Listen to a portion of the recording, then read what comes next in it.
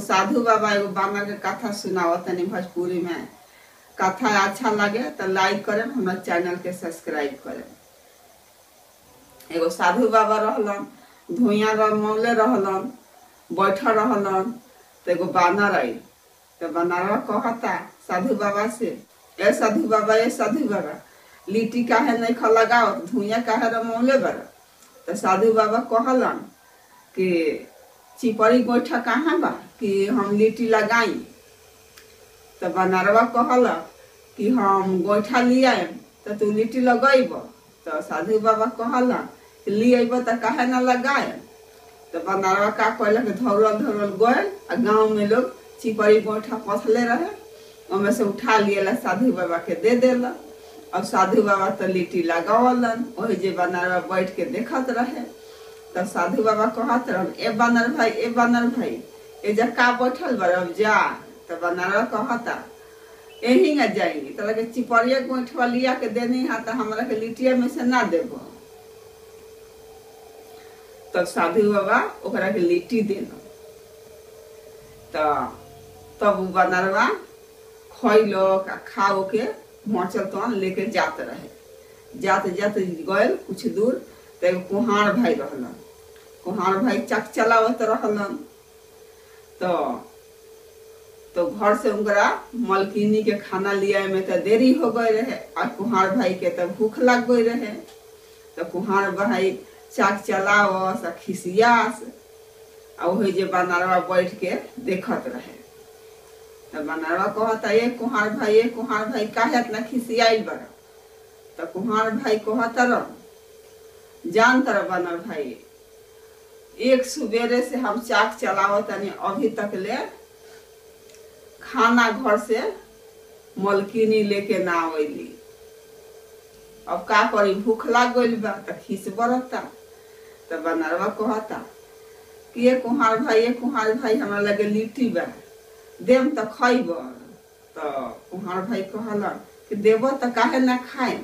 तो बानरवा लिट्टिया दे देलक, ओकरा लगे बचल रहे जवन। तो कुहार भाई खा लेलन, खा के फेन चाक चलावे लगलन। ओकरा बाद फेन बानरवा वही जा बैठल रहे। बैठल बैठल ओकरा कुछ देर हो गई। तो फेन कुहार भाई कहत रहे, ए बानर भाई, ए बानर भाई, ए जा का बैठल बड़ अब जा। तो बानरवा कहता यही न जाए, हम तारा के लिट्टिया देनी है तो हमरा कुछ ना देबो। तो कुहार भाई एगो सोराही देहला। तो बानरवा वजह से जाते जाते जाते फिर कुछ दूर गए तो देखा था कि ओहिर भाई गाय के दूध दुहता रह। उनका लगे छोटी चुकी बर्तन रहे, दूधवा दुहत रहलन, बर्तनवा तो भर गई रहे। और वही जे बानरवा बैठ के देखत रहे। तो कहता, ए ओहिर भाई, ए ओहिर भाई, हाथी चुकी बर्तन में काहे दूध धुआता रह। तो ओहिर भाई कहला, ए भाई देखा ना, हमारा घर तेरा बर्तन में नहीं थे, रोला तो अंत एगो फूट गइल बा, ये छोटी चुकी रोला। तो बानरवा कहला कि ये ओहिर भाई, हम अपन सुरहिया देम तो में दूध दुहब। तो ओहिर भाई कहला कि देबो तो काहे ना दुहे। तो बानरवा अपन सुरहिया दे देलक। तो ओहिर भाई वही में दूध दुहलन। और वही जे बानरवा बैठा रहे, कुछ देर हो गई। तो फिर अहिर भाई कहत रह, ए बानर भाई, ए बानर भाई, ए जा काहे बैठल बड़ा जा। तो बानरवा कहता यही न जाई, हम तारा के सुरहिया देनी है तो एगो बछवा ना देबो। तो अहिर भाई एगो बाछा देहलन ओकरा के। तो बछवा लेके जात रहे। जाते जाते कुछ दूर गए तो देखा था कि तेली भाई तेल पेरता रहन। उनका लगे तो बैल ना रहे, अपने से घींचत रहलन, तेल पेरत रहलन, कलही चलावत रहलन। तो बानरवा कहता, ए तेली भाई, तेली भाई, तहरा लगे बैल नहीं खे कि अपने से खींचत रह। तो तेली भाई कहलन कि ना भाई, हमरा लगे तो बैल नहीं खे, यही से हम अपने से खींचत हनी। तो बानरवा कहला कि हम अपन बछवा देम तो लेबो। तो तेली भाई कहलन कि देबो तो काहे ना ले। तो दे देलक बनारवा अपन बछवा देले रहन अहिर भाई तवन। तो तेली भाई का कइलन वही बछवा के कलहू में जोड़ देलन आ जोड़ के ओकरे से चलावे लगलन, कलहू चलावे लगलन, तेल पेरे लगलन। तो वो जब बैठल रहे बनारवा कुछ देरी हो गल तो फिर तेली भाई कहता ए बानर भाई ये का बैठल बड़ा जा अब रात हो जाई। तो बनारवा कहता हम यही न जाए, तहरा के एगो बछवा देनी है तो हमरा के तेल ना देबो। तो ओकरा बनारवा के तेली भाई एक जरकिन तेल दहलन। तो तेलवा लेके जात रहे, जात जात सांझ हो गल। तो देखा था कि दर्जी अंधारे में कपड़ा सियत रहे, ओकरा घर में अंधार रहे, अंधारे में वो कपड़ा सियत रहे। तो बनारवा कहता ए दर्जी भाई ताला घरे दिया बत्ती नहीं खे कि तोरा अंधारे में कपड़ा सियत रहता है, लइका फैका बाटे तार परिवार बाटे।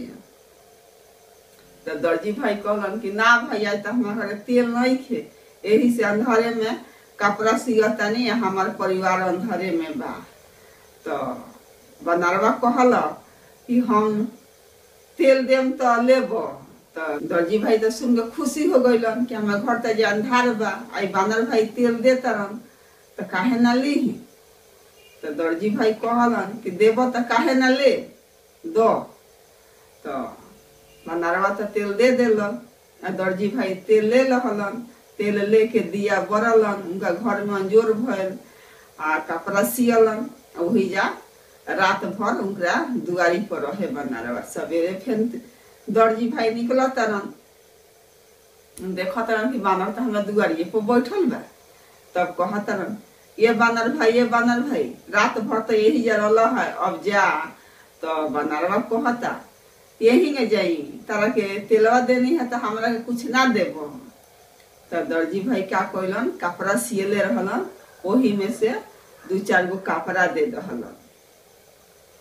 तो कपड़वा लेके जात रहे बनारवा, कपड़वा लेके जात जात कुछ दूर गए तो देखा था कि नदी में सब लड़की नहातारी सब, आ नहा सब घामा ओखन लगे कपड़ा ना रहे तो सब नहा के घामा बैठ के कपड़ा सुखावत रहली से अपन। तब बनारवा बैठ के जो देखत रहे कि सब लड़किया नहा आया घामा बैठ गई सन।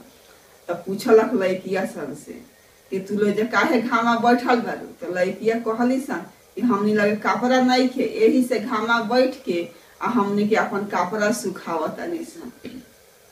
तो बनारवा कहलक हमरा लगे कपड़ा बा, हम देम तो लेबू लो। तो लड़किया कहली सन कि देबो तो काहे ना लेम सन। तो बनारवा तो कपड़वा दे देलक, सब लड़किया पहिर लेली सन। अब पहिर के आ वही जा अभी कपड़ा खंघारत रहली सन आ खेलत कूदत रहली सन। तो कहतरी सन कि ए बानर भाई ये जा का बैठल बड़ा जाए अब। तो कहता बनारवा यही न जाए, तहरा लोग कपड़वा देनी है नु, अब तहरा लोग से बियाह करे। तो लड़किया सुन के सब लगली सब भागे कि हई न देख बनारा के कि कहता कि तहरा लोग से बियाह करे। तो सब लड़किया तो भाग गई सन। एगो में लड़किया लौंगर रहे, उ तो लड़किया के पकड़ लेलक बनारवा आ पकड़ के अपना घरे ले गए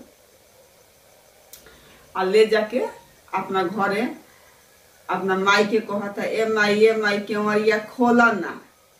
तो ओकर माई केवड़िया खोला ली तो देखता कि एगो लड़की लेके आइल बा। तो लड़किया से शादी कैलक बनारवा आ शादी कह के अपन बनारवा लड़किया ओकर माई रहे लगलक लो। यही जा कथा समाप्त। कथा अच्छा लगे तो लाइक करें, चैनल के सब्सक्राइब करें।